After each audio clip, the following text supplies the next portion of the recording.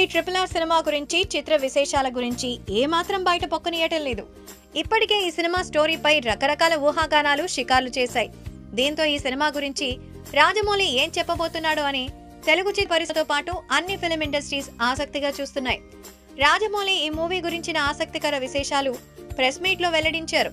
దీంతో ఉత్కంఠకు తెరపడింది. 1897లో అల్లూరి సీతారామరాజు పుట్టాడు. అతను ఇంగ్లీష్లో పాటు వేదాలు, పురాణాలు మంచి అవగాహన పెంచుకున్నాడు. కొమరం భీం యుక్త వయసులో ఉండగా ఇల్లు వదిలి వెళ్లిపోయాడు. ఆయన కూడా గిరిజనుల స్వాతంత్ర్యం కోసం పోరాడాడు. ఇంటి నుంచి వెళ్లేటప్పుడు ఏం చదువుకొని కొమరం భీం ఆ తర్వాత చదువుకొని వస్తాడు. వీళ్ళిద్దరూ ఒకరి జీవితంలో మరొకరు కలుసుకోలేదు. దాని ప్రేరణగా తీసుకుని ఈ సినిమాను ఫిక్షన్ గా తెరకెక్కిస్తున్నట్టు రాజమౌళి తెలిపాడు. రామ్ చరణ్ సరసన బాలీవుడ్ ఆలియా భట్, ఎన్టీఆర్ సరసన హాలీవుడ్ నటి డైసీ ఎడ్జర్ జోన్స్ నటించబోతున్నట్టు రాజమౌళి తెలిపాడు. సినిమా కోసం రాజమౌళి ఎన్టీఆర్ తన బాడీని కూడా పెంపించేలా చేశాడు. ఇప్పటికే RRR అనే వాకింగ్ టైటిల్ నే ఈ సినిమా తెరకెక్కుతోంది. ఇప్పటికీ 2 షెడ్యూళ్లు పూర్తయ్యాయి. బాహుబలి తర్వాత రాజమౌళి ఈ సినిమాను తెలుగులో మాస్ లో విపరీతమైన ఫాలోయింగ్ ఉన్న ఎన్టీఆర్, రామ్ చరణ్లతో ఈ మూవీ తెరకెక్కిస్తున్నారు.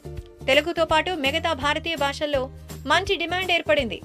ఈ మూవీని జూలై 30, 2020న విడుదల చేస్తామని రాజమౌళి ప్రకటించారు.